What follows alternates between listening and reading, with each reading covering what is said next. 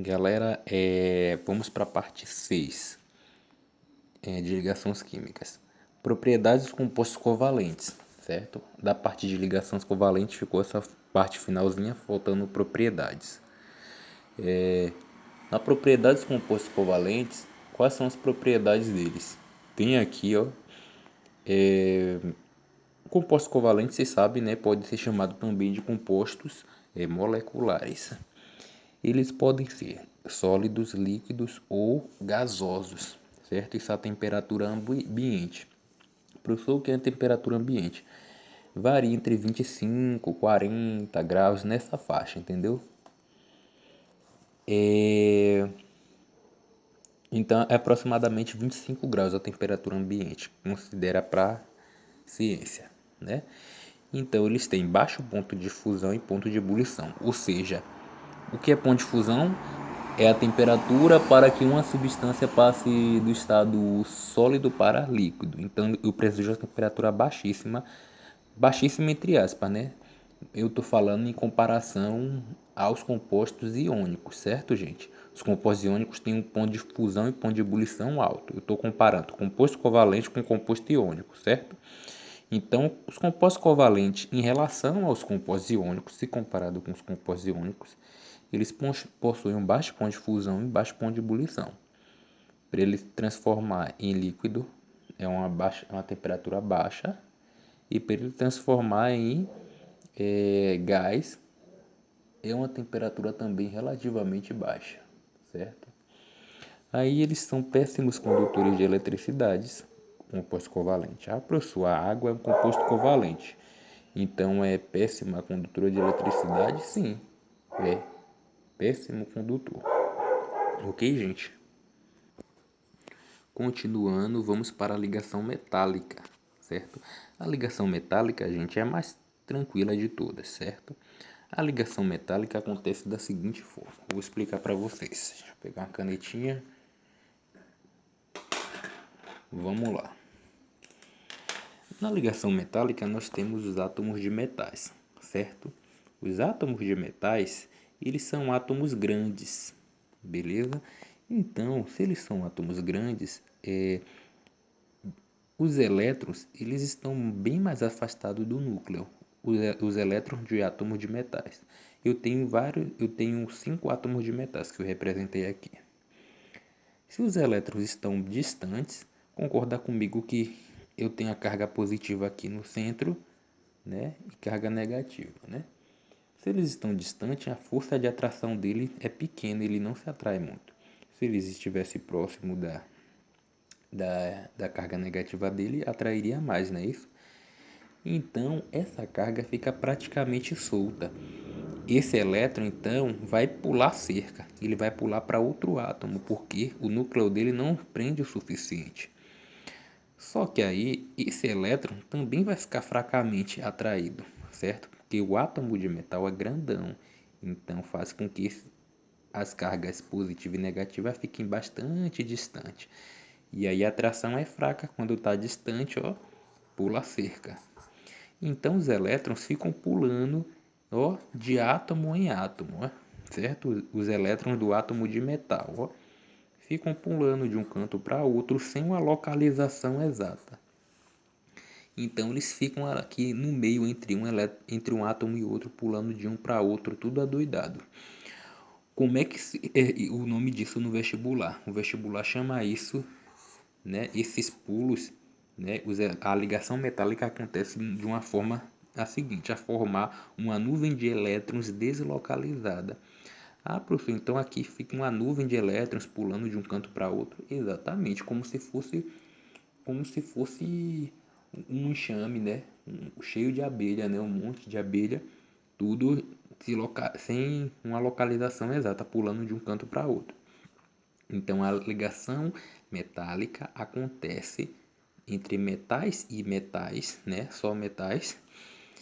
E essa ligação metálica acontece como um elétron pula de um átomo para o outro. Um átomo atrai o elétron do outro. Então, é uma mistura total, é uma suruba de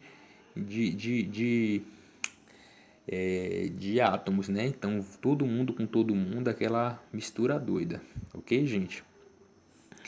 Então é isso. Bom, nós temos aqui, deixa eu mostrar, antes de mostrar essa parte, eu vou mostrar isso. Temos as propriedades dos compostos metálicos, gente. Os compostos metálicos, eles são sólidos no ambiente, né? Se, por exemplo, não sei se vocês já viram, né? Quem já viu aí um ferro derretido a temperatura ambiente? Você pega um ferro e coloca no ambiente, né, no sol do lado de fora, ele vai derreter? Não vai. Ele é sólido a temperatura ambiente, certo? Que apesar desses elétrons estarem soltos, né, essa quantidade de elétrons aqui, muitos elétrons, vão atrair esses átomos, né? Esses átomos vão estar unidos por essa nuvem de elétrons deslocalizada. Essa nuvem de elétrons, todo mundo vai querer ela, então eles vão ficar unidos, os átomos, fortemente. É como se fosse uma cola grandona aqui, um monte de cola escorrendo entre os átomos, certo? Então, eles são sólidos a temperatura ambiente, né? Tem alto ponto de fusão e ebulição, certo? É difícil você fazer um metal atingir o ponto de fusão e ebulição, ou seja, você fazer um metal derreter. E piorou, fazer um metal virar gás é muito difícil. Imagine o ferro virando gás. Se já é difícil fazer ele virar líquido, eu preciso de temperaturas bem acima de 1000 graus para fazer o ferro se transformar em líquido, certo? Professor, por que isso? Porque as interações aqui são muito fortes nas ligações metálicas. Memorize isso. Interações fortes. Professor, lá na ligação iônica é forte? Também é forte. E a ligação covalente é mais fraquinha entre eles, certo? Entre iônica, metálica e covalente, a covalente é a mais fraca, certo? Ele possui um certo brilho, os metais possuem brilho. Ah, professor, o ferro da cadeira não tem brilho porque provavelmente ele está com a tinta, ou então, se ele não estiver com a tinta, ele está enferrujado, meio enferrujado na superfície. Se você pegar o ferro da cadeira e passar uma lixa, lixar bem, você vai ver que vai ter uma parte por dentro novinha que fica brilhando. Tem um brilho. Quando você bota no sol, brilha. Por que brilha?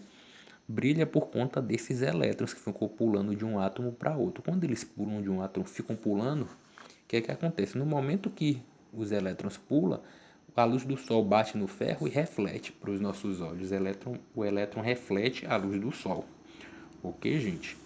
E eles são bons condutores de calor e eletricidade, certo? Eles são excelentes condutores de calor e eletricidade. E em qualquer situação assim. Tanto no estado sólido quanto ele estando em água. Por exemplo, se você jogar o ferro na água, ele vai ser bom condutor. Se ele estiver no estado sólido só o ferro, ele vai ser bom condutor. Não é que nem o composto iônico. Lembra lá que o composto iônico são sais.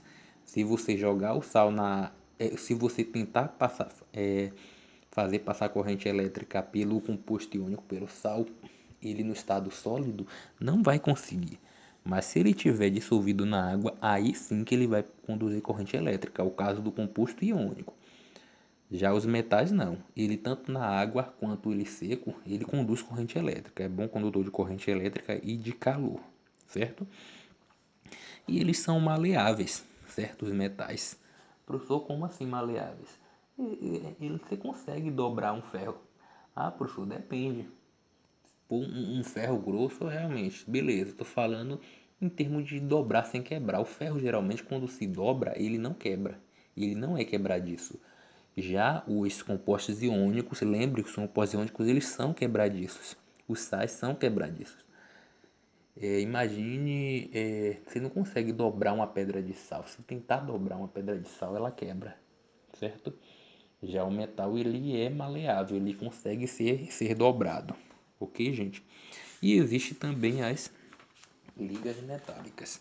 Professor, o que são ligas metálicas? As ligas metálicas é a união de um metal, certo? Um metal com algum outro elemento químico, alguma outra substância que não seja metal.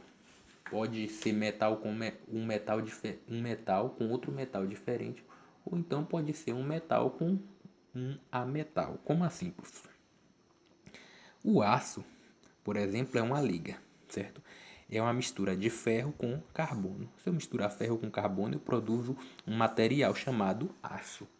Isso eles fazem na indústria para quê, professor? Para fazer com que esse metal ganhe mais resistência. Isso a depender do objetivo deles, ele vai botar mais ou menos carbono para ficar mais rígido, menos rígido, mais resistente, certo? O bronze é uma liga metálica formada pela união do cobre, do metal cobre, mais estânio, certo? O latão é uma liga metálica feita através da união do cobre e do zinco, certo? Então, gente, com isso terminamos nossa parte de ligações químicas, ok? Um abraço.